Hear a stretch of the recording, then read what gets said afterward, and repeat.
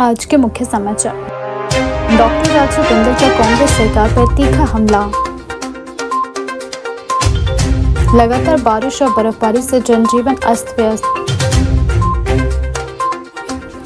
ठप हुई 108, 102 सेवाएं। सचिवालय के बाहर महापड़ाव। शिमला में साउथ एशियन टेबल टेनिस प्रतियोगिता का भव्य आगाज। शिमला में नालियों के बंद होने पर सोशल एक्टिविस्ट का नगर निगम पर सवाल। शिमला में रिवॉल्यू क्षेत्र का विधायक हरीश रनाथा ने किया निरीक्षण। शिमला में सीएम सुखविंदर सिंह सुक्खू का भाजपा पर पलटवार। अब समाचार विस्तार से।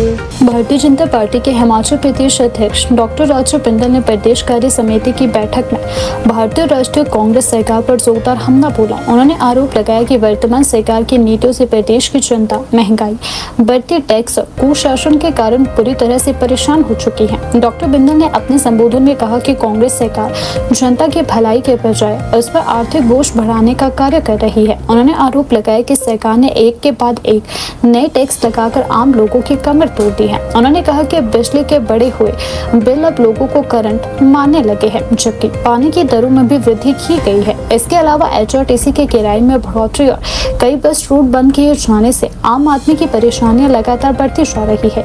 भाजपा प्रदेश अध्यक्ष ने कहा कि प्रदेश में राशन डिपो पर लोगों को पर्याप्त राशन नहीं मिल पा रहा है और जो उपलब्ध है वह भी महंगे दामों पर दिया जा रहा है। उन्होंने स्टाम्प ड्यूटी में बढ़ोतरी, सीमेंट की कीमतों में इजाफा और एंटी टैक्स को भी आम जनता और व्यापारियों पर अतिरिक्त बोझ बताया। उनके अनुसार इन फैसलों से व्यापारी वर्ग, परिवहन क्षेत्र और आम नागरिक सभी प्रभावित हुए हैं। अपने संबोधन में उन्होंने प्रदेश की स्थिति को चिंताजनक बताते हुए कहा कि आज हर वर्ग, युवा, महिलाएं, कर्मचारी, किसान, बागवान और सेवानिवृत्त कर्मचारी सरकार की नीतियों से असंतुष्ट है। उन्होंने आरोप लगाया कि प्रदेश में माफिया राज, भाई भतीजावाद और मतवाद बढ़ता जा रहा है, जबकि बेरोजगार युवाओं और आम नागरिकों की समस्याओं को लगातार अनदेखा किया जा रहा है। एक संकल्प इस कार्य समिति में लिया जा रहा है कि ये कार्य समिति हिमाचल प्रदेश की निकम्मी भ्रष्ट सरकार को उखाड़ फेंकने के संकल्प के साथ कार्य समिति को अग्रणी करने वाले हैं। हमने देखा है कि प्रदेश की सरकार किस तरह से हिमाचल प्रदेश की जनता के साथ बदला लेने के मूड के अंदर दिखाई। प्रदेश की जनता के ऊपर लगातार एक के बाद एक टैक्स लगा करके जनता की कमर तोड़ने का काम कांग्रेस की वर्तमान सुखविंदर सिंह सुक्खू सरकार ने किया। बिजली का मीटर, बिजली का बिल आज करंट मारता हुआ दिखाई देता है। पानी के दाम बढ़ गए, एचआरटीसी के किराए बढ़ गए, एचआरटीसी की सब्सिडी समाप्त हो गई, एचआरटीसी के रूट बंद हो गए।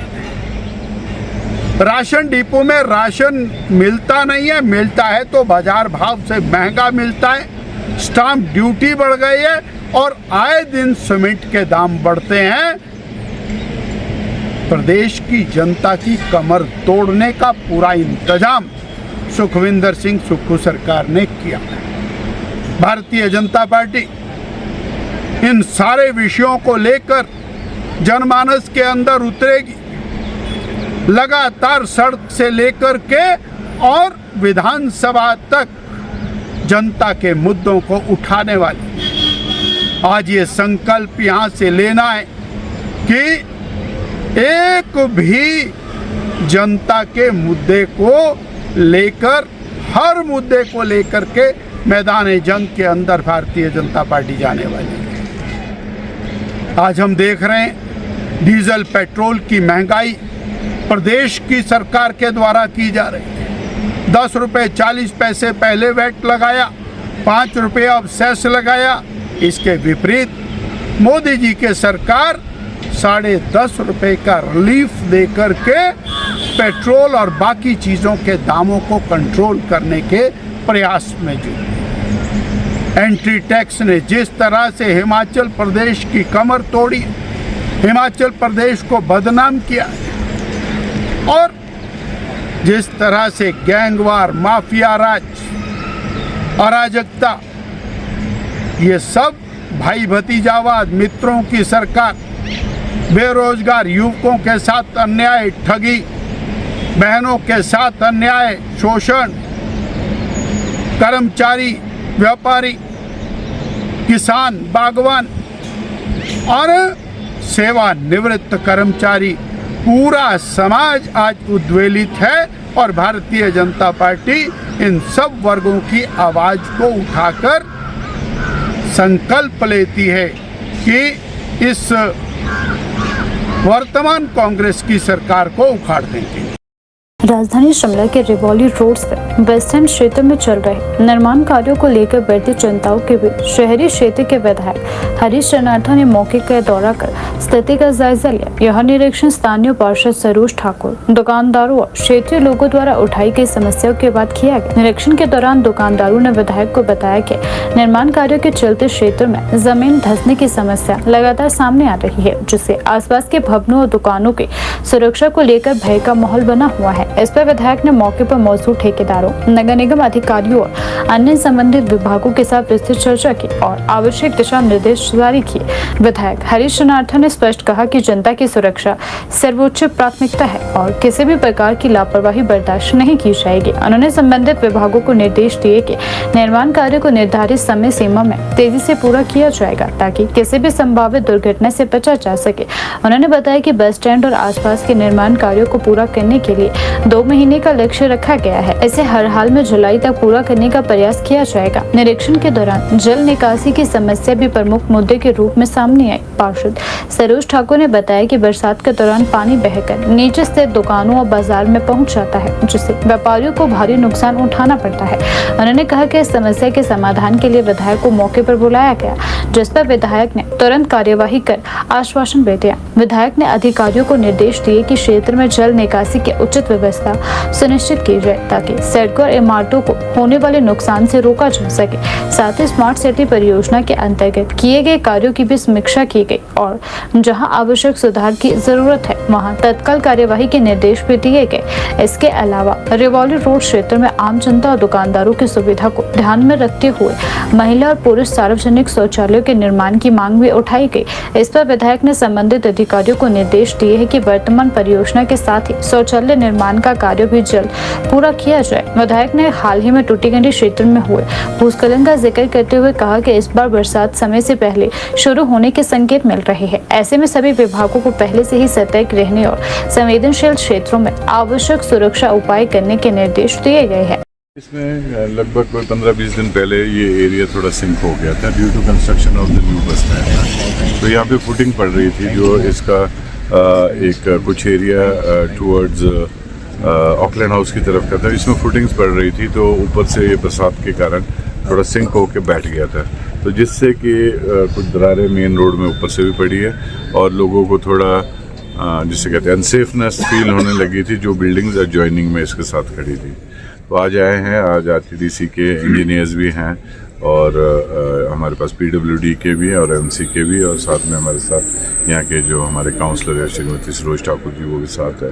तो व्हाट फाइनली हमने ये डिसाइड किया है कि इसको इमीडिएटली जो भी आपका ये सिंकिंग एरिया रीइंफोर्स किया जाए। एक्चुअली इसमें शॉप्स बननी है ऊपर, लगभग 18 या 20 शॉप्स और बननी है कंटिन्यूशन में, जैसे कि यहाँ पे पहले भी बनी है।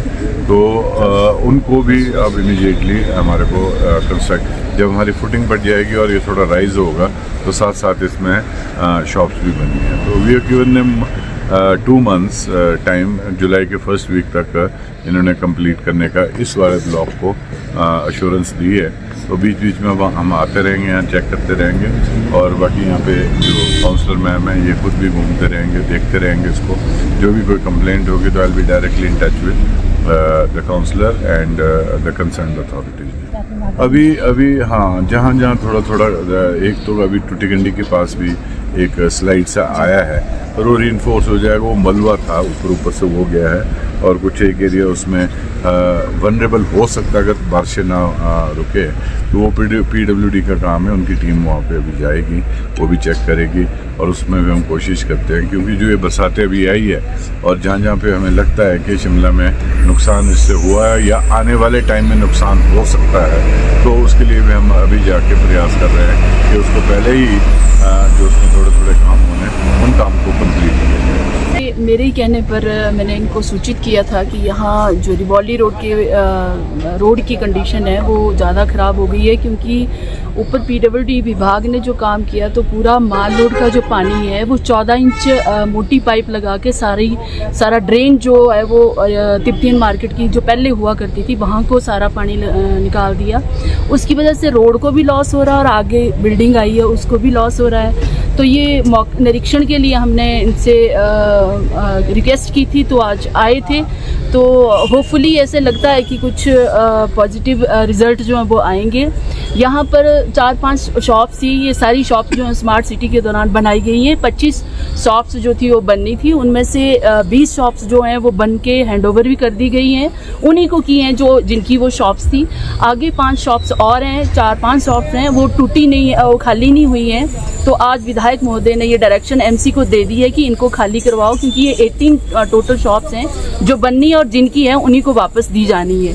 और हमारी एक डिमांड थी, जो रिवॉली रोड के शॉपकीपर्स हैं और आम पब्लिक भी यहाँ से आती जाती काफ़ी है, तो उन लोगों की ये रिक्वेस्ट भी की थी उन्होंने कि आप यहाँ पे एक लेडीज़ और एक जेंट्स टॉयलेट का जो है वो मांग की थी। हमने हाउस से भी ये पास करवा दिया था, लेकिन विधायक महोदय ने आज RTDC वालों को ये बोला कि आप इनको इसी प्रोजेक्ट के साथ वो टॉयलेट जो है वो बना के दें पब्लिक को। तो कब तक ये काम जो है वो पूरा होने के? तो ये तो कई बार हो चुका है, पहले दिसंबर तक बोला गया था इनके द्वारा कि हम 10 दिसंबर में हैंडओवर कर देंगे। अब जून तक का टाइम दिया गया कि जून तक हम आपको ये शॉप्स और ये लक्कड़ बाजार बस स्टैंड जो बनना ये और साथ में टॉयलेट जो बनने हैं ये बना के आपको हैंडओवर कर देंगे। अब देखते हैं कितना इसमें तथ्य है। राज्य में अप्रैल की शुरुआत के साथ ही मौसम ने अप्रत्याशित रूप से करवट ले ली है। राजधानी शिमला समेत प्रदेश के अधिकांश हिस्सों में मंगलवार रात से शुरू हुई बारिश बुधवार को भी जारी रही, जिससे ठंड में अचानक इजाफा हो गया है। ऊंचाई वाले क्षेत्रों में जहां भारी बर्फबारी हो रही है, वहीं निचले और मध्यम ऊंचाई वाले क्षेत्रों में तेज बारिश, तूफान और ओलावृष्टि ने लोगों की मुश्किलें बढ़ा दी है। मौसम विभाग द्वारा जारी ऑरेंज अलर्ट ने प्रशासन को सतर्क कर दिया है। प्रदेश के प्रमुख पर्यटन और सामरिक दृष्टि से महत्वपूर्ण क्षेत्रों जैसे अटल रोहतांग और रोहतांग दर्रा में ताजा बर्फबारी दर्ज की गई। लगभग 13,050 फीट की ऊंचाई पर स्थित रोहतांग दर्रा एक बार फिर बर्फ की मोटी परत से ढक गया है, जिससे आसपास के इलाकों में आवाजाही प्रभावित हुई है। इसके अलावा चंबा जिले के भरमौर और पांगी घाटी की ऊपरी चोटियों में 7 से 17 सेंटीमीटर तक हिमपात दर्ज किया गया। इन क्षेत्रों में तापमान में भारी गिरावट दर्ज की गई है, जिससे स्थानीय निवासियों और यात्रियों को कड़ाके की ठंड का सामना करना पड़ रहा है। मौसम के इस बदलाव का सीधा असर तापमान पर भी पड़ा। प्रदेश के अधिकतम तापमान में सोमवार की तुलना में 7 से 8 डिग्री सेल्सियस तक की गिरावट आई है। ठंडी हवाओं के कारण दिन का तापमान भी काफी नीचे चला गया है, जिससे लोगों को अप्रैल महीने में भी सर्दी का एहसास होने लगा है। रात के समय कई स्थानों पर तापमान शून्य के करीब पहुंच गया, जिसमें कुकुम सेरी, कल्पा और ताबू जैसे क्षेत्र शामिल है। मौसम विभाग ने कांगड़ा, कुल्लू, मंडी, शिमला और सोलन झीलों के लिए तूफान, तेज हवाओं और ओलावृष्टि का ऑरेंज अलर्ट भी जारी किया है। विशेषज्ञों के अनुसार 9 अप्रैल तक मौसम खराब बना रहेगा, जबकि 10 अप्रैल को थोड़ी राहत मिल सकती है और धूप निकलने की संभावना है। हालांकि राहत ज्यादा दिनों तक नहीं टिकेगी, क्योंकि 11 से 13 अप्रैल के बीच एक और पश्चिमी विक्षोभ सक्रिय होने की संभावना जताई गई है, जिससे प्रदेश में फिर से बारिश और बर्फबारी का दौर शुरू हो सकता है। लगातार खराब मौसम के कारण जनजीवन पर व्यापक असर पड़ा है। सोलन जिले में रात भर हुई तेज बारिश के चलते कई सड़कें बंद हो गई। सुबह के समय लोकल बस सेवाएं भी बाधित रही, जिससे दैनिक यात्रियों और स्कूल जाने वाले बच्चों को भारी परेशानियों का सामना करना पड़ा। कई ग्रामीण इलाकों में कीचड़ और फिसलन के कारण आवाजाही मुश्किल हो गई। चंबा जिले के पांगी क्षेत्र में स्थिति और भी गंभीर है। कन्नू नाला के पास भूस्खलन होने से सड़क मार्ग अवरुद्ध हो गया और वाहनों की लंबी कतारें लग गई। इसके अलावा 9 बिजली ट्रांसफार्मर बंद होने से लगभग 45 गाँव में अंधेरा छा गया। बिजली विभाग की टीमें लगातार लगातार सेवाओं को बहाल करने में जुटी हुई है, लेकिन खराब मौसम उनके कार्यों में बाधा डाल रहा है। अगर वर्षा के आंकड़ों पर नजर डालें तो इस बार अप्रैल के पहले सप्ताह में प्रदेश में सामान्य से कहीं अधिक वर्षा दर्ज की गई। 1 से 7 अप्रैल के बीच जहां सामान्य वर्षा 15.2 मिलीमीटर मानी जाती है, वहीं इस वर्ष 27.6 मिलीमीटर वर्षा दर्ज की गई, जो लगभग 82% अधिक है। शिमला, मंडी, सोलन और बिलासपुर जैसे जिलों में अत्यधिक वर्षा रिकॉर्ड की गई। सोलन में तो सामान्य से 485% अधिक वर्षा दर्ज की गई, जो इस सीजन का सबसे बड़ा आंकड़ा है। वहीं ऊना और किन्नौर में भी सामान्य से कम वर्षा दर्ज की गई है। कुल मिलाकर हिमाचल प्रदेश में मौसम का यह बदला हुआ मिजाज जहां प्राकृतिक सौंदर्य को और आकर्षण बना रहा है, वहीं आम जनजीवन को काफी हद तक प्रभावित कर रहा है। प्रशासन ने लोगों से अपील की है कि वे अनावश्यक यात्रा से बचें, मौसम संबंधी अपडेट पर नजर रखें और सावधान रहें। राजधानी शिमला में साउथ एशियन टेबल टेनिस प्रतियोगिता का भव्य आगाज हो गया। यह आयोजन हिमाचल प्रदेश के लिए ऐतिहासिक माना जा रहा है, क्योंकि राज्य पहली बार किसी अंतर्राष्ट्रीय खेल प्रतियोगिता की मेजबानी कर रहा है। इस प्रतियोगिता में दक्षिण एशिया के 5 देशों के 100 से अधिक खिलाड़ी भाग लेकर अपनी प्रतिभा का प्रदर्शन कर रहे हैं। प्रतियोगिता में भारत, बांग्लादेश, नेपाल, मालदीव और श्रीलंका के खिलाड़ी शामिल हुए हैं। अलग अलग वर्गों में होने वाले मुकाबलों को लेकर खिलाड़ियों में खासा उत्साह भी देखने को मिल रहा है। वहीं दर्शकों में भी इस अंतर्राष्ट्रीय प्रतियोगिता को लेकर भारी उत्साह है। इस मौके पर मुख्यमंत्री सुखविंदर सिंह सुक्खू भी कार्यक्रम में शामिल हुए। उनके आगमन को लेकर तैयारियां की गई। मुख्यमंत्री खिलाड़ियों का उत्साह वर्धन करने आए और इस ऐतिहासिक आयोजन को लेकर उन्होंने अपनी बात रखी। हिमाचल प्रदेश टेबल टेनिस संगठन के जनरल सेक्रेटरी और table tennis federation of India के ज्वाइंट सेक्रेटरी आदर्श राणा ने बताया कि यह प्रतियोगिता राज्य के लिए बड़ी उपलब्धि है। उन्होंने कहा कि इस आयोजन से न केवल हिमाचल के खिलाड़ियों को अंतर्राष्ट्रीय स्तर का अनुभव मिलेगा, बल्कि प्रदेश को खेलों के क्षेत्र में नई पहचान भी मिलेगी। उन्होंने बताया कि खिलाड़ियों के लिए सभी आवश्यक सुविधाएं उपलब्ध करवाई गई है। उन्होंने कहा कि यह प्रतियोगिता हिमाचल प्रदेश के पर्यटन को भी बढ़ावा देगी। देश विदेश से आए खिलाड़ी और अधिकारी यहाँ की प्राकृतिक सुंदरता का आनंद भी ले रहे हैं, जिससे राज्य की छवि वैश्विक स्तर पर भी मजबूत होती जा रही है। शिमला में आयोजित हो रही यह साउथ एशियन टेबल टेनिस प्रतियोगिता प्रदेश के खेल इतिहास में एक नई शुरुआत है। इससे न केवल खिलाड़ियों को बड़ा मंच मिलेगा, बल्कि हिमाचल प्रदेश को अंतर्राष्ट्रीय खेल आयोजनों के नक्शे पर भी एक नई पहचान मिलेगी।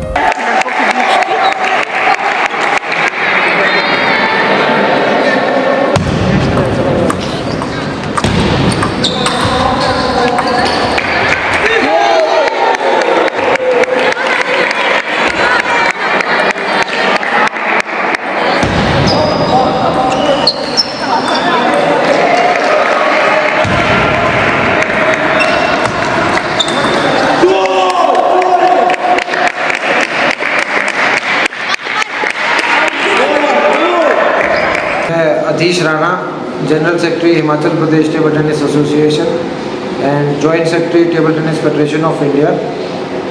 आपको बताना चाहता हूं कि जो ये south Asian table tennis championship है 2026, ये 8 से 11 अप्रैल जो शिमला में हो रही है, पहली बार है जो हिमाचल में इतना बड़ा इंटरनेशनल इवेंट किया जा रहा है। और मैं धन्यवाद करना चाहूँगा Asian table tennis union, south Asian table tennis federation और table tennis federation of India का, जिन्होंने हमें हिमाचल में और शिमला में ये टूर्नामेंट दे के हमारे लिए बहुत उत्साह दिया है, हमारे बच्चों के लिए भी और हमारे को भी एक एक्सपोजर मिला है। और ये जो टूर्नामेंट है इसमें अंडर 15, अंडर 19 की एक तरह से टीम सिलेक्शन होती है, जिसमें एशियन गेम्स के लिए सिलेक्ट होते हैं। टॉप 2 टीम्स जो भी यहाँ की विनर होगी वो एशियन गेम्स में मस्कट में जून में टूर्नामेंट जो खेला जाएगा उसके लिए सिलेक्ट होगी। ये हमारे लिए एक हिमाचल के लिए बहुत बड़ा स्टार्ट है, एक तरह से मैं मानना चाहूँगा, क्योंकि लास्ट ईयर ही जो हमारा एक प्लेयर है नमन भटनागर, जो अंडर 19 इसी टूर्नामेंट में south Asian table tennis championship थी जो नेपाल में की गई थी, उसमें डबल्स गोल्ड मेडल लाया था। तो हमने तभी सोचा था कि हम भी एक ऐसा कोई टूर्नामेंट हिमाचल में करा पाए, क्योंकि हम देखते हैं कभी गुजरात में हो रहा है, कभी कहाँ, हमारे थोड़ी इंफ्रास्ट्रक्चर की कमी है, लेकिन हमने फिर भी कॉन्फिडेंटली ये टूर्नामेंट लिया और हमने इसको लेके इनको अच्छी फैसिलिटीज़ देने की कोशिश की है, जिसमें नेपाल, श्रीलंका, मालदीव्स, बांग्लादेश और इंडिया रिप्रेजेंट कर रही है। ये एक तरह से उनके लिए बहुत बड़ा मौका है और पेरेंट्स भी देख रहे हैं और वो मेरे को बता रहे थे कि जो बच्चे यहाँ खेल रहे थे अब उनका इंटरेस्ट एक तरह से मतलब वो कल शाम को स्कूल से डायरेक्ट यहीं आए, इनकी प्रैक्टिस देखने आए, तो उनके लिए एक अच्छा हमने स्टार्ट दिया है और वो पेरेंट्स और कोचेस दोनों को एक उत्साह है कि एक टारगेट जैसा बन गया है उनके लिए कि हम भी ऐसे कोई इवेंट में पार्टिसिपेट करें, ना सिर्फ नेशनल बल्कि इंटरनेशनल तक पहुँचे। सरकार का सीएम सुक्खू साहब जो आज आए थे हमारे चीफ गेस्ट, और जनार्था जी हरीश जनार्था जी MLA गेस्ट ऑफ ऑनर थे हमारे, मैं उनका धन्यवाद करना चाहता हूं कि वो साउथ एशियन की ओपनिंग में हमारे आए और जो बाहर के जो प्लेयर्स आए हैं उनके लिए भी एक अच्छा उन्होंने ओपनिंग के लिए हमारा दिखाया कि हमारी स्टेट भी इंटरेस्टेड है इन गेम्स के लिए। और नशे के लिए जो मैं बताना चाहता हूं कि टेबल टेनिस जो गेम है हमारे हिमाचल के लिए सबसे बेस्ट गेम है, क्योंकि जो वेदर है बारिश बर्फ़ का इसको इतना इफेक्ट नहीं होता, इंडोर गेम है, तो इसका अगर बच्चे इसमें मोबाइल और नशे से दूर रहने के लिए सबसे अच्छी गेम है एक तरह से। हिमाचल प्रदेश में स्वास्थ्य सेवाओं पर इन दिनों बड़ा संकट खड़ा हो गया है। प्रदेश भर में 108 और 102 एम्बुलेंस सेवाओं से जुड़े कर्मचारी अपनी मांगों को लेकर राज्यव्यापी हड़ताल पर चले गए हैं। यह हड़ताल 5 अप्रैल की रात 8 बजे से शुरू हो चुकी है और 11 अप्रैल 2026 की सुबह 8 बजे तक यानी कुल 132 घंटों तक जारी रहेगी। इस दौरान आपातकालीन स्वास्थ्य सेवाएं बुरी तरह से प्रभावित चल रही है, जिससे मरीजों और उनके परिजनों को भारी दिक्कतों का सामना भी करना पड़ रहा है। राजधानी शिमला के कर्मचारी राज्य सचिवालय के बाहर धरना प्रदर्शन लगातार कर रहे हैं। लगातार बारिश और खराब मौसम के बावजूद कर्मचारी खुले आसमान के नीचे डटे हुए हैं और अपनी मांगों को लेकर संघर्ष कर रहे हैं। इस विरोध प्रदर्शन में बड़ी संख्या में कर्मचारी शामिल हैं, जो सरकार और संबंधित कंपनी के खिलाफ नारेबाजी कर रहे हैं। इस हड़ताल का सबसे ज्यादा असर 108 और 102 एम्बुलेंस सेवाओं पर पड़ा। 108 सेवा जहां आपातकालीन मरीजों के लिए जीवन रेखा मानी जाती है, वहीं 102 सेवा गर्भवती महिलाओं और नवजात शिशुओं के लिए बेहद महत्वपूर्ण है। इन सेवाओं के ठप होने से खासकर ग्रामीण इलाकों में स्थिति गंभीर हो गई है, जहां निजी साधनों की कमी के कारण मरीजों को अस्पताल तक पहुंचना मुश्किल हो गया है। कर्मचारियों की मुख्य मांगों में न्यूनतम वेतन लागू करना शामिल है। उनका आरोप है कि जो नेशनल हेल्थ मिशन के तहत एम्बुलेंस सेवाएं संचालित करती है, कोर्ट के आदेश के बावजूद उन्हें न्यूनतम वेतन नहीं दिया जा रहा है। इसके अलावा कर्मचारियों का कहना है कि उनसे रोजाना 12-12 घंटे काम करवाया जाता है, लेकिन उन्हें ओवर टाइम का भुगतान नहीं दिया जाता, जो सीधा श्रम शोषण है। यूनियन ने यह भी आरोप लगाया कि कर्मचारियों के वेतन से APF और ESI के पैसे काटे जा रहे हैं, लेकिन उन्हें संबंधित खातों में जमा नहीं किया जा रहा है। इससे कर्मचारियों का भविष्य और सामाजिक सुरक्षा दोनों खतरे में पड़ रहे हैं। साथ ही बर्खास्त और ट्रांसफर किए गए कर्मचारियों को वापस नौकरी पर लेने की मांग भी जोर पकड़ रही है। सेटू के राज्य अध्यक्ष विजेंद्र मैना ने कहा कि लगातार बारिश के बावजूद कर्मचारी अपने अधिकारों के लिए संघर्ष कर रहे हैं, जो उनकी मजबूरी और गंभीर स्थिति को दर्शाता है। उन्होंने सरकार से अपील की कि कर्मचारियों की मांगों को जल्द समाधान किया जाए, ताकि जनता को हो रही परेशानियों से राहत मिल सके। अभी तो ये लड़ाई है, आगे बड़ी लड़ाई है। अभी तो ये लड़ाई है, आगे बड़ी लड़ाई है। तीसरा दिन हड़ताल का, सरकार का। तीसरा दिन हड़ताल का, आप देख रहे हैं हौसले, बारिश में भी छाते पकड़कर बगैर छातों के भी लोग डटे हुए हैं। पूरी रात कल बारिश हुई, पूरी रात बारिश होने के बावजूद भी जो 2 दिन पहले साथी यहाँ शिमला कूच किया था, पूरे हिमाचल में हड़ताल करने के बाद एम्बुलेंस कर्मचारियों में वो ताकत हर दिन बढ़ती ही जा रही है, उसमें कमी नहीं आई। ये अपने आप में दिखा रहा है कि जो सरकार की जो नीति है, जो मैनेजमेंट की पॉलिसी है, जो NHM का जो तौर तरीका है, मेड्सवेन कंपनी जिस तरीके से शोषण जुर्म अत्याचार कर रही है, उसके खिलाफ कर्मचारियों में काफ़ी ज़्यादा गुस्सा है। गुस्सा क्यों है? क्योंकि मांग तो कोई नहीं की कर्मचारियों ने। कर्मचारी तो सिर्फ ये कह रहे हैं कि जो श्रम कानून है उसको लागू कर दो। 12 घंटे ड्यूटी लेते हो तो 12 घंटे का वेतन भी तो दे दो। 12 घंटे छोड़िए, 8 घंटे का वेतन भी नहीं दे रहे हैं। हिमाचल हाई कोर्ट ने कितने साल पहले कह दिया कि 15,000 कैश इन हैंड दो। उसके बाद CJM कोर्ट ने कह दिया कि 17,250 रुपया दो, लेकिन क्या मिला? वो शेड्यूल एम्प्लॉयमेंट के अनुसार इनकी तनख्वाह जो है 30,000 से ज़्यादा बनती है, क्या मिली वो? या जो श्रम कानून है उसकी पालना हुई? छुट्टी एक नहीं मिलती है, अगर कोई बीमार हो जाए तो पैसा कट जाता है, और जो 11,300 और 500 और 700 मिलता होता भी है उसमें भी कटौती हो जाती है। कई जो कर्मचारी हैं उनको तो महीने के अंत में अगर वो मेडिकली जो उनको प्रॉब्लम हो जाए तो 2700 रुपया, 5000, 6000 रुपया भी हाथ में नहीं आता है। ईपीएफ के दोनों शेयर जो है इनसे काटे जा रहे हैं, जो कानून की उल्लंघना है। एक शेयर जो है कंपनी को, मैनेजमेंट को, मालिक को देना है, लेकिन उसकी पालना नहीं हो रही है। ईएसआई लागू नहीं हो रहा है, छुट्टियां मिल नहीं रही हैं, 12 घंटे का वेतन मिल नहीं रहा है, ओवर टाइम का भुगतान हो नहीं रहा है। तो इसलिए मुख्यमंत्री, जैसा आपने कहा कि आसाम गए थे, ठीक है वो चुनाव के लिए गए होंगे, लेकिन हम तो पिछले 1 साल में कितनी हड़तालें कर चुके। पहले 1 दिन की हड़ताल की, फिर 2 दिन की, फिर 3 दिन की और अब जो है ये 5 दिन की इस हड़ताल में और महापड़ाव में हम आए हैं। हम फिर एक बार सरकार से कह रहे हैं, मेड्सवान कंपनी पूरी तरह से नियमों की, कानून की अनदेखी कर रही है और इस पर सरकार को जो है कुछ करना चाहिए। नहीं तो सरकार के बारे में ही एक नज़रिया पूरी लोगों के बीच में जा रहा है कि कहीं ना कहीं ये भी कंपनी के साथ खड़े हैं। एनएचएम के एमडी से हम कितनी बार मिले, लेकिन न्याय नहीं मिलता। विक्टिमाइजेशन होती है, ट्रांसफरें होती हैं, छटनी होती है, टर्मिनेशन होती है। अभी जब से हड़ताल में आए तो कितने साथियों को जो है चिट्ठियां दी जा रही हैं, बोला जा रहा है एस्मा लागू है। एस्मा लागू है, लेकिन कंपनी पर क्या लागू है? कंपनी जो नियमों की अनदेखी कर रही है, क्या इस कंपनी का चालान किया लेबर ऑफिस ने कि आप नियमों की अवहेलना कर रहे हैं? इनको फाइन किया? क्या सरकार ने कोई कार्रवाई की? इस कंपनी को तो, मेड्सवान कंपनी को तो ब्लैक लिस्ट होना था।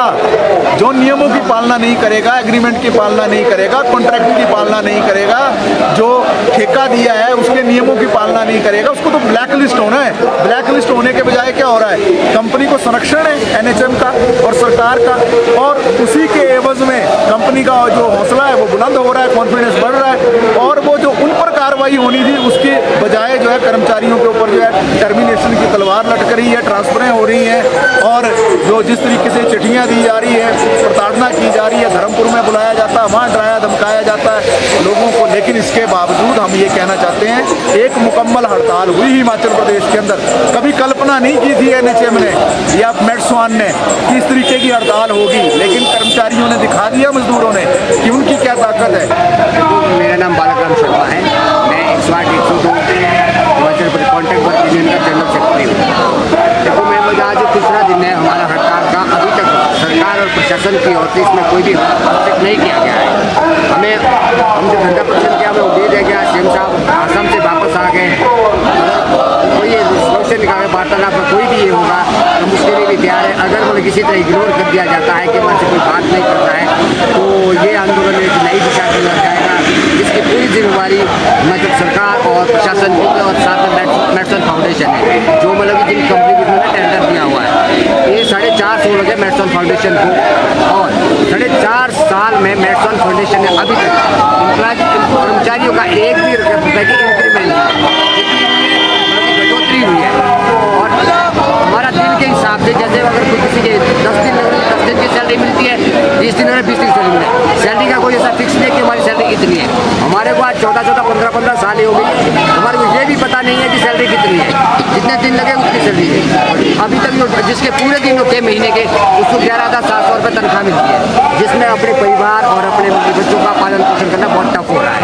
इसलिए हम आज उम्मीद रखते हैं सीएम साहब आसाम से वापस आए हैं, अगर वो हमारे हित में कुछ सोचते हैं तो मतलब कि उनसे बात करने से पीछे नहीं हटेंगे। जो बोलेंगे हम उससे भी मतलब उनके उम्मीद रखते हैं कि सीएम साहब शायद हमारे से वार्ता करें और हमारी मांगों पर खड़े उतरे। देखो मैम, जो ये मैं सुनील दत्त 108 102 कर्मचारी यूनियन प्रदेश अध्यक्ष, मैं हम ये 5 दिन की जो दिन रात की हड़ताल है मैम, आज तीसरा दिन है, तो दिन रात की हड़ताल में हम तीसरे दिन पे अग्रसर हैं, तो अभी तक तो सरकार की तरफ से कोई आश्वासन नहीं है। और हम ये चीज़ बताना चाहते हैं सरकार को कि जो सरकार व्यवस्था परिवर्तन की बात करती है, जिस सरकार को, जो ये सरकार व्यवस्था परिवर्तन के हालात पे ही बनी है, तो हम चाहते हैं कि सरकार व्यवस्था परिवर्तन की बात करती है तो हमारी जो मांगे हैं इस पे संज्ञान ले, क्योंकि पिछले कुछ टाइम से मैम सभी कर्मचारियों का वेतन बढ़ा रहे हैं। 108 102 कर्मचारी यूनियन जो है वो 108 1200-1300 कर्मचारी है। 1200-1300 कर्मचारियों में से सभी कर्मचारी आज हड़ताल पे हैं और ये जितने भी कर्मचारी आप सड़कों पे भीगते हुए दिख रहे हैं, ये सभी कर्मचारी 108 के 102 कर्मचारी हैं।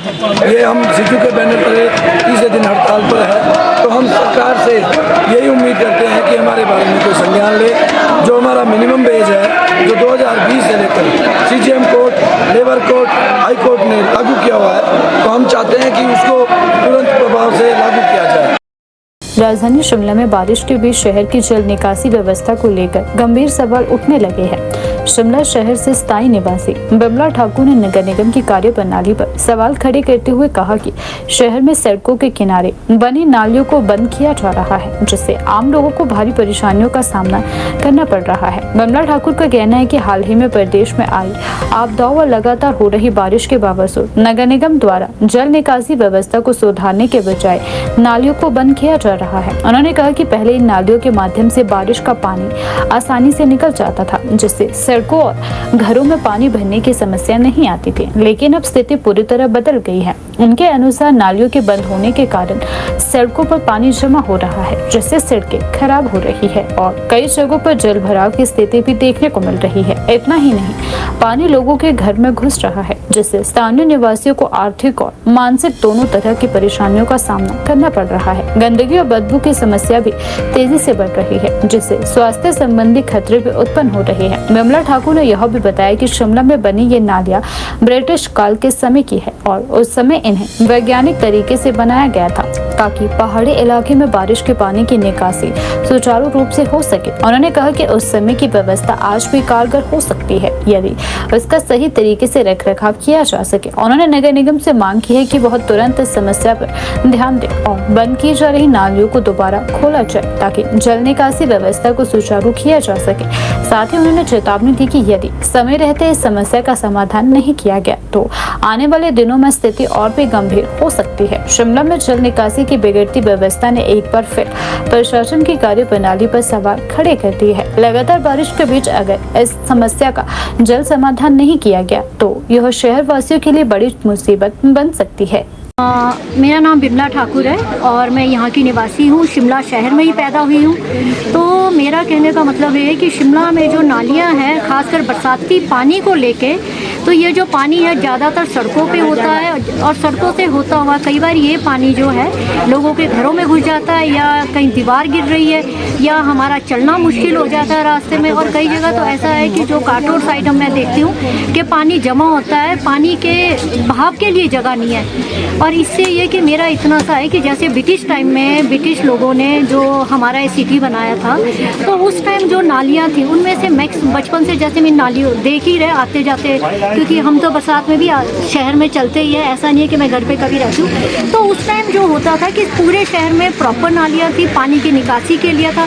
आज की डेट में ज़्यादातर नालियाँ या तो बंद हो गई है या उनको मिट्टी से कवर कर दिया गया है, या जहाँ नालियाँ थी जो हमने उस टाइम भी देखी थी, अभी भी देखते थे कुछ साल पहले, तो अब उन नालियों को या तो सड़क बना दिया जाए। जैसे state bank of India Kalibari के बैक साइड में आप जाइए तो वहाँ पे देखना कि आपको कोई भी नाली नहीं दिखेगी जो कि हमने बचपन से देखी थी। तो मैक्सिमम जगह ऐसा ही है कि जो पानी है सारा सड़क की तरफ बह रहा है और उससे लोगों के घरों में जा रहा है या दीवारों में रिस रहा है, जिसकी वजह से दीवारें गिरती है। तो किन्हीं कारणों से मैंने क्लोज कर दी है। Now that's not working right now. वो कोई टेक्निकल इशू आ गया था जो कि मैं ऑनलाइन आपको नहीं बता सकती, और अभी आने वाले टाइम में मेरा कोई हेल्थ इशू है, इस करके मैं अभी उनको आने वाले टाइम में शायद मैं कंटिन्यू कर पाऊँ, क्योंकि आसान होता है बोलना, कोई भी काम करना। हमने बड़े जोश के साथ बड़े इससे शुरू किया था कि महिलाओं के लिए हम एक नई फैसिलिटी शुरू करें शहर में, ताकि महिलाओं को लगे कि हमारे लिए किसी ने स्पेशल कुछ चलाया है। और उसके बाद काफ़ी कॉल्स भी आए हमें। तो और जो ये टैक्सी मैंने बंद करवाई, ये भी संस्था के सभी लोगों से पूछ के बातचीत करके उसके बाद ही बंद किया है, और आगे शुरू करने का भी उन्होंने कहा कि कुछ टाइम में हम दोबारा इसे शुरू। नगर निगम को ये चाहिए कि शिमला शहर में और पुराना नक्शा निकाला जाए। ब्रिटिश टाइम का नक्शा इनके पास होगा शिमला सिटी का, तो उस नक्शे के मुताबिक जो जितनी नालियाँ उस टाइम थी उन सब नालियों को वैसे ही अगर बना दिया जाए तो शहर में पानी की निकासी भी प्रॉपर हो जाएगी और पानी सड़क पे होगा भी नहीं। तो एमसी को मेरा यही है, उनसे गुजारिश है शिमला का नागरिक होने के नाते कि प्लीज़ अगर आप कुछ कर सकते हैं तो शिमला शहर के लिए कीजिए, वरना आने वाले टाइम में अगर बरसात दोबारा वैसी ही भयानक हुई तो मुश्किल हो जाएगा। असम विधानसभा चुनाव के प्रचार से लौटते ही मुख्यमंत्री सुखविंदर सिंह सुक्खू ने राजधानी शिमला में मीडिया से बातचीत के दौरान भारतीय जनता पार्टी पर तीखा हमला बोला। उन्होंने कहा कि भाजपा इस समय आंतरिक गुटबाजी से जूझ रही है और प्रदेश में अपने अस्तित्व की लड़ाई लड़ रही है। मुख्यमंत्री ने कहा कि भाजपा नेताओं के बीच आपसी टकराव इस हद तक बढ़ गया है कि वे एक दूसरे के खिलाफ बयानबाजी करने लगे हैं। नेता प्रतिपक्ष जयराम ठाकुर पर पलटवार करते हुए सीएम सुखविंदर सिंह सुक्खू ने कहा कि भाजपा के अलग अलग गुट एक दूसरे को कमजोर करने में छूटे हुए हैं। उन्होंने तंज कसते हुए कहा कि कौन सा गुट किसका बीच नाश करेगा, यह भाजपा के ही नेता बेहतर जानते हों। मुख्यमंत्री ने पूर्व भाजपा सरकार पर गंभीर आरोप लगाते हुए कहा कि हिमकेयर योजना के तहत बड़े स्तर पर गड़बड़ियां सामने आई हैं। उन्होंने दावा किया कि इस योजना में करीब 110 करोड़ रुपए की अनियमितताएं पाई गई है। उन्होंने यह भी कहा कि जांच के दौरान ऐसे चौंकाने वाले मामले सामने आए हैं जिसमें पुरुषों के नाम पर बच्चेदानी के ऑपरेशन दिखाए गए। अब तक ऐसे 4 मामले सामने आ चुके हैं। हालांकि मुख्यमंत्री ने स्पष्ट किया कि कांग्रेस सरकार हिमकेयर योजना को बंद नहीं करेगी बल्कि इसमें सुधार किया जाएगा। उन्होंने कहा कि सरकार इस योजना को इंश्योरेंस मॉडल के साथ जोड़ने पर विचार कर रही है ताकि यह और अधिक पारदर्शी और प्रभावी बन सके। इसके अलावा बेहतर प्रदर्शन करने वाले अधिकारियों को भी एक्सटेंशन देने की बात कही गई है ताकि प्रशासनिक व्यवस्था मजबूत हो सके। मुख्यमंत्री सुक्खू ने प्रदेश की आर्थिक स्थिति पर स्थिति स्पष्ट करते हुए कहा कि हिमाचल प्रदेश किसी भी तरह के आर्थिक संकट से नहीं गुजर रहा है। उन्होंने भाजपा पर आरोप लगाया कि वह आर्थिक संकट का मुद्दा उठाकर केवल राजनीति कर रहे हैं। असम दौरे पर पार्टी की तरफ से चुनाव प्रचार की ड्यूटी दी थी। अब दौरे में मैंने जहाँ रैलियां की वहाँ तो अच्छी स्थिति नजर आई है। अब 4 मई को जब परिणाम आएगा तभी उसके बारे में बता सकते हैं। भविष्य के गर्म में 9 तारीख को जो मतदाता है वो अपना मत का प्रयोग करके उसको मत पेटी में डाल देगा, उसके बाद इस परिणाम का पता लगेगा। भाजपा की कार्यसमिति की और जयराम ठाकुर ने वहाँ दावा किया कि कांग्रेस का बीच खत्म कर देंगे, इस तरीके का बयान। देखिए, भाजपा अपने अस्तित्व की लड़ाई प्रदेश में लड़ रही है। 5 गुटों में भारतीय जनता पार्टी बटी हुई है। कौन सा गुट किसको खत्म करेगा और किसका बीज का समूल नाश करेगा वो भारतीय जनता पार्टी के 5 गुटों में से एक गुट जानता होगा। लेकिन बड़े अफसोस की बात है कि हिमकेयर में बच्चों की मर्दों की बच्चादानी का ऑपरेशन किया गया है। ये बहुत अफसोस की बात है और झूठे बिल बनाए गए हैं। अगर क्योंकि बच्चादानी का ऑपरेशन तो हमारी महिलाओं का होता है, पुरुषों का थोड़ी होता है। तो 4 तो पेशेंट ऐसे नजर आ गए। मैंने विधानसभा में कहा था कि इस हिमकेयर में 110 करोड़ रुपए का घोटाला है और तकरीबन हम उसकी इंटरनल ऑडिट रिपोर्ट आई है। निश्चित रूप से जो हिमकेयर में घोटाला हुआ है उसको हम जनता के सामने उजागर करेंगे। और मैं एक बात और कहना चाहता हूँ कि भारतीय जनता पार्टी जो बात कहती है उस पर अभी वो आपसी असमंजस में फंसी हुई है कि किसको क्या कहना है। मैं एक चीज कहना चाहता हूँ कि वो बार बार उनके एक नेता बोलते हैं हिमकेयर बंद की जा रही है। हम हिमकेयर को बंद नहीं किए जा रहे हैं, हिमकेयर में सुधार कर रहे हैं और हिमकेयर को इंश्योरेंस के तहत भी लाने की हमारी सरकार की प्राथमिकता है। सेवा विस्तार और पुनर्नियुक्ति को लेकर सरकार ने फैसला लिया कि भविष्य में नहीं दी जाएगी। देखिए, 31 मार्च से पहले जिनको सेवा विस्तार दे दिया गया है उसके बाद किसी भी व्यक्ति को ना तो सेवा विस्तार दिया जाएगा, ना रीएम्प्लॉयमेंट की जाएगी और किसी प्रकार का उनको दोबारा से रीइंस्टेट किया जाएगा। कहीं मेडिकल एजुकेशन में कहीं डॉक्टरों के एसोसिएट प्रोफेसर को भी हम नई नियुक्तियां दे रहे हैं। तो ये सब चीजें डॉक्टरों के जो मेडिकल कॉलेज है उसमें किया जा सकता है और कहीं भी नया सेवा विस्तार भविष्य में नहीं दिया जाएगा। तो अगर कोई गंभीर किसी की कार्य प्रणाली बहुत अच्छी होगी कोई ऑफिसर्स की तो उसको दिया जाएगा। कल के आदेश 31 तारीख के है और जो एक चैनल चला रहे हैं उनको पहले जानकारी लेनी चाहिए कि वो 31 दिसंबर से के पहले के है। तो कल हमारे नए सेवा विस्तार नहीं दिया जाएगा, उसके ऑर्डर जारी किए गए। नेता प्रतिपक्ष कह रहे हैं कि सैलरी डेफर्ड का पाकिस्तान में होगी, क्या हिमाचल में भी कांग्रेस सरकार सैलरी डेफर्ड का मतलब ये नहीं है कि सैलरी इनकी काटी जा रही है। एक प्रयास किया गया है बजट को अनुशासन में लाने का और बजट को जब हम अनुशासन में लाते हैं तो उसके में थोड़े से सुधार करने पड़ते हैं। तो कुछ सुधारात्मक कदम उठाकर हम आगे बढ़ेंगे। और मैं ये भी कहना चाहता हूँ कि प्रदेश में कई बार कोई लोग बोलते हैं कि आर्थिक संकट है, हालांकि भारतीय जनता पार्टी ने हमारा जो रेवेन्यू डेफिसिट ग्रांट है वो 10,000 करोड़ रुपया काट दिया है, और मैंने बजट जो रखा है वो 3,000 करोड़ कम करके रखा, 3,900। इसका मतलब ये नहीं है कि हमारे में कोई हम आगे नहीं बढ़ेंगे। हम प्रदेश आत्मनिर्भरता की ओर बढ़ेगा, निश्चित रूप से, इसमें कोई दो राय नहीं है। और हमने जो फैसले किए हैं वो फैसलों से प्रदेश ने की नींव मजबूत हुई है और प्रदेश की आधार मजबूत हुआ है। महज फैसले राजनीतिक लाभ के लिए नहीं किए जाते, तो उस फैसलों का फायदा हुआ है। और मैं ये कहना चाहता हूँ कि इन फैसलों से हमारे को प्रदेश की आर्थिकी को मजबूती मिलेगी, और जो हमारे पैर रोकने की कोशिश जो केंद्र सरकार कर रही है आरडीजी बंद करके, वो हिमाचल के लोगों का अधिकार था, सरकारों का अधिकार नहीं है। भारतीय जनता पार्टी उस बात का जवाब दे कि आरडीजी के समय आपने हिमाचल प्रदेश के लोगों के साथ खड़े क्यों नहीं हुए? आरडीजी के समय आप शोर करते रहे, आप क्यों नहीं गए रेवेन्यू डेफिसिट ग्रांट के लिए हमारे साथ प्रधानमंत्री जी को मिलने के लिए, फाइनेंस मिनिस्टर को मिलने के लिए? और फाइनेंस मिनिस्टर को मिलने के बाद कौन सा ऐसा उन्होंने हमारे लिए आरडीजी के लिए कोई प्रयास किया हो?